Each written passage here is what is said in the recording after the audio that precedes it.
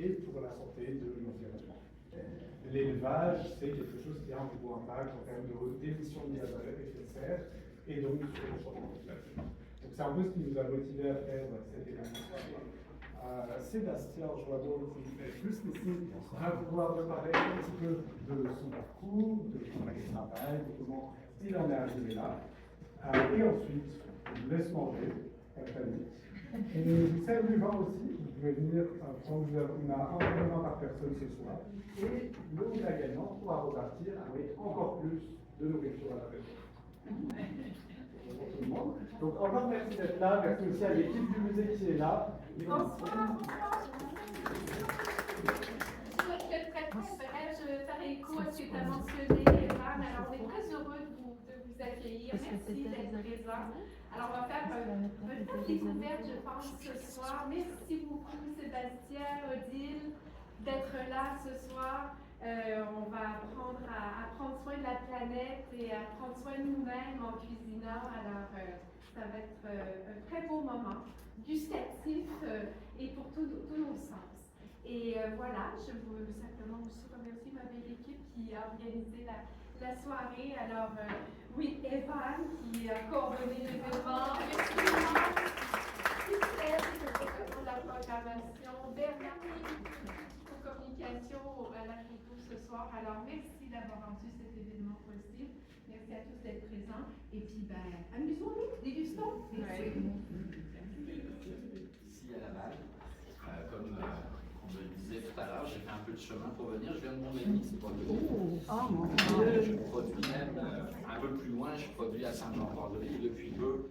J'ai des activités de recherche qui vont jusqu'à Matane et dans le Témiscouata parce que je m'efforce de valoriser les ingrédients végétaux locaux le plus possible au Québec à travers un projet que je mène depuis maintenant 10 ans. Ça fait depuis 2015 que ma vie a changé. Là. C'est sûr que je faisais de la bouffe à la maison, c'était mon métier à la maison. Mon époux ne cuisinant pas, c'est moi qui avais ce fardeau, mais c'était aussi une passion. Et en 2015, mon fils Félix, qui avait 18 ans, m'a dit papa, je ne mangerai plus tes confits de canard. Et je me suis retrouvé confronté à une problématique. C'est que j'étais déjà conscient de ce qu'une alimentation à base de plantes pouvait apporter à la santé, à la planète, à toutes sortes de choses, mais j'étais confronté à une problématique. Comment je donne à des produits à base de plantes la texture que je voudrais avoir avec mon confit de canard? Légumineuses, c'est souvent des choses qui sont très farineuses, c'est un peu compliqué. Et j'ai décidé que j'allais y arriver. Donc j'ai, en 2015, en même temps que je continuais à développer mon entreprise de technologie de l'information, de web et de communication électronique, j'ai fait de la recherche et développement, je me suis creusé un petit peu le cerveau pour essayer de trouver des recettes à base de plantes. Puis je voulais, c'était le projet, non pas développer un énième paquet à l'épicerie avec un autre bout de plastique autour, avec la possibilité que ce produit-là puisse se retrouver à un moment donné avec une durée de vie périmée et se retrouver à la poubelle, parce que c'est ce que j'ai pu vérifier au cours du développement de ce projet. Il y a une problématique de ce genre-là. Je vais perdre mon stock où on ne respecte pas nécessairement les valeurs que je veux mettre dans ce produit-là. Là, j'ai décidé de renoncer à certaines choses que d'autres étaient confrontés à faire. Comme par exemple développer un réseau de vente de détail, mettre des paquets en vente chez IGA, chez Maxi, toutes ces choses-là. Je ne voulais pas faire ça. Ce que je voulais, c'était développer. Excusez-moi, je vais vérifier mon four.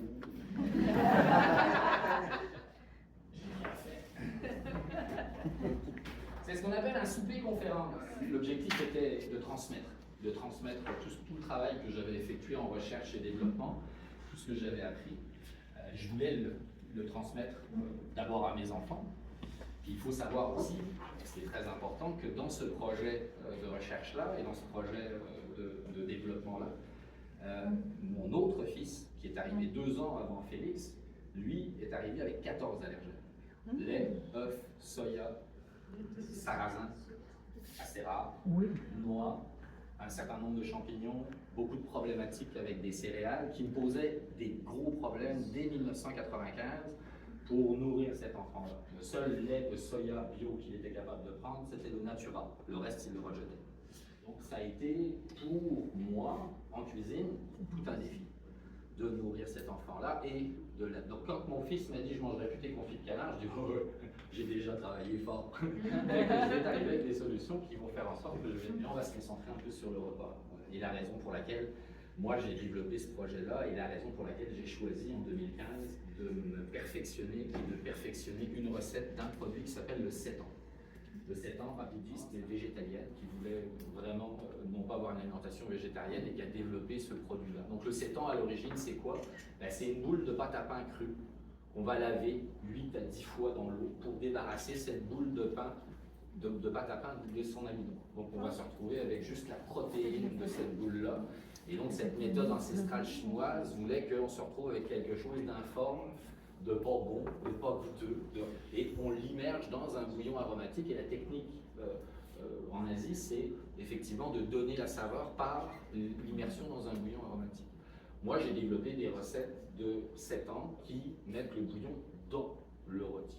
Donc, j'ai voulu travailler avec des légumes, souvent des légumes déclassés, de récupération pour pas qu'ils soient jetés, pour développer des bouillons. C'est pour ça que sur nos recettes, vous verrez et ou fenouil, et ou poireaux, et ou céleri, parce que ce sont des bouillons qui vont être balancés avec des épices, mais qui vont utiliser plusieurs légumes, et souvent du légume bio, pour être ce que j'appellerais le sang de ma viande, c'est-à-dire vraiment le produit qu'on va mélanger avec la farine, et qui est un rôti de 7 ans, qui est plus robuste que le rôti de 7 ans Gusta que vous allez trouver à l'épicerie ou d'autres, et qui est pétri. Aujourd'hui, comment on fait?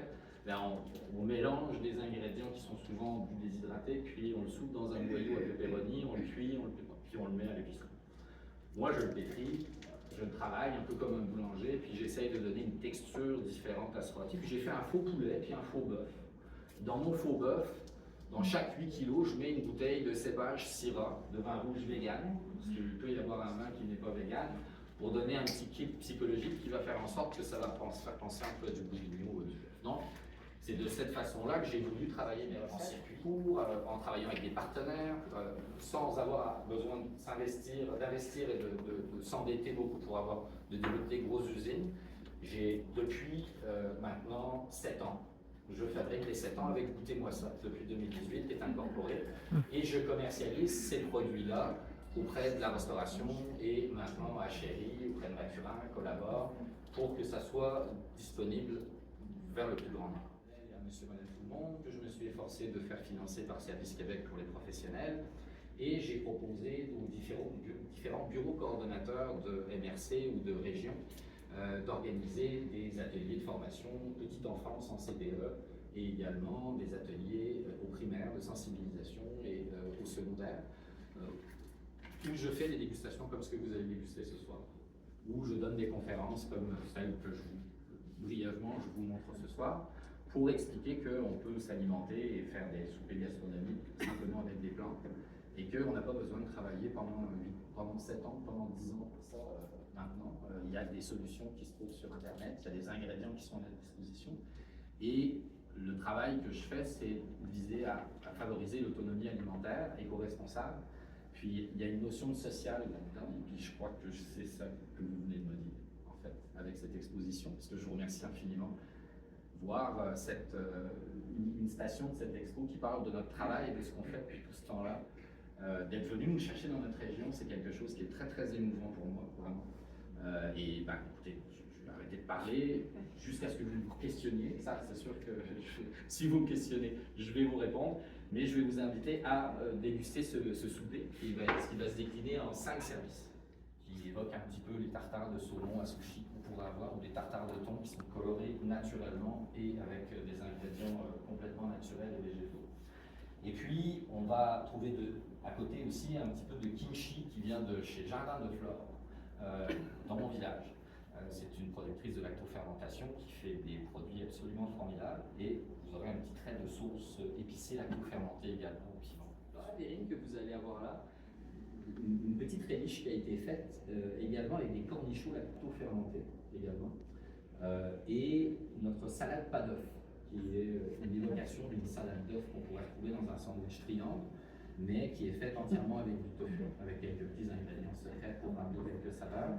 Et c'est surtout une évocation des ateliers qu'on donne à la Végécole dans notre programme Alimentation 101, alimentation végétale 101 et avec les enfants, où on montre comment faire une mayonnaise pas d'œuf. Et après ça, avec du tofu, comment on est capable de faire une salade d'œuf pas d'œuf. Puis ça fonctionne assez bien, vous allez voir. Et sur la petite relish, vous trouvez un couteau sur lequel vous aurez un hummus, non pas un hummus, mais c'est un hummus de pois jaune de mon village également, Saint-Jean-Port-Joli. J'ai 2-3 villages, parce que je travaille dans de mon village de Saint-Jean-Port-Joli. La ferme Le Prairieur, qui fait de l'huile de tournesol et également de la farine de pois jaune, que vous connaissez peut-être, parce qu'ils sont distribués partout au Québec. De l'huile de tournesol bio, vraiment formidable. Et on a développé en laboratoire à l'Université Laval à l'automne pour eux plusieurs produits, des épaississants texturants pour Goûtez-moi ça, pour notre laboratoire, et qu'on met à la disposition de producteurs comme la boulangerie Siguet, dont je vais vous reparler un petit peu plus tard, et également Le Prairieur. Et donc on a mis au point pour valoriser leur farine de pois jaune, une recette et une méthode de production en laboratoire pour fabriquer un houmous.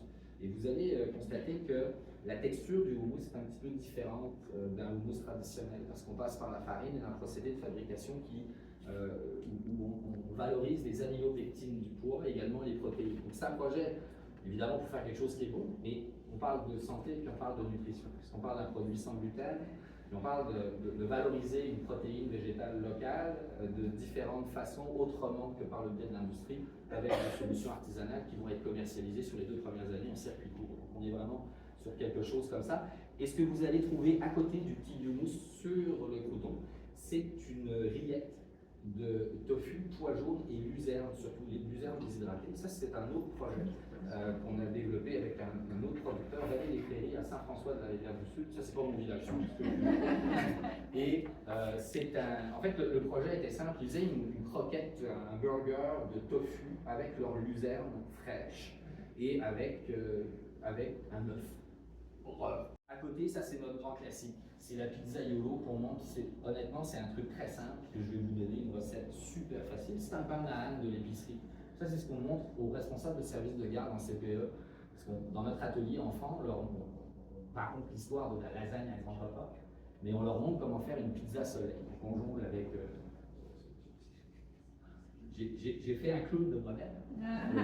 Ça m'arrive de jongler avec des piments et de leur expliquer qu'en faisant des tours de magie, je me retourne, j'arrive avec des piments jaunes taillés en lanière, puis on fait une pizza soleil sur un pain à âne. Pourquoi le pain à âne? Parce qu'il est à base de plantes, si on choisit le bon, parce qu'ils ne sont pas tous dans ce cas-là, et on peut le trouver de manière assez économique chez Maxi. Donc, évidemment, il y a une dimension sociale aussi. Là, on ne parle pas forcément de local, mais on parle de social, puis dans certains cas, ça peut être aussi très important d'avoir des solutions économiques. Puis ça, c'est un engagement aussi en termes d'éco-responsabilité. Donc là, c'est un petit pain à âne qui a été travaillé à l'emporte-pièce.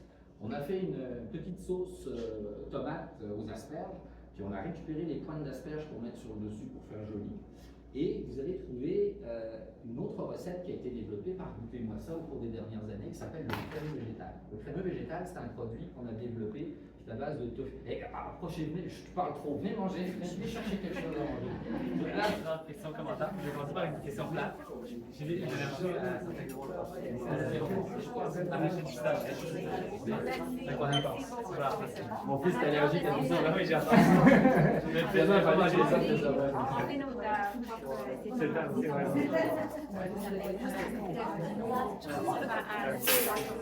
On donne des formations à domicile. Ah ouais. Trop tard. À mon avis, oui, il va retrouver les deux.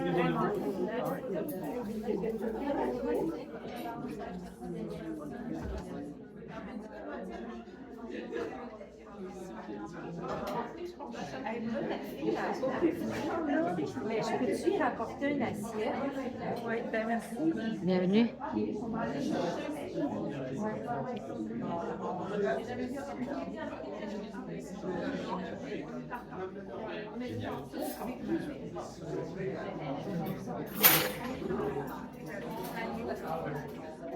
C'est un acronyme. Vous l'avez déjà entendu une fois dans le...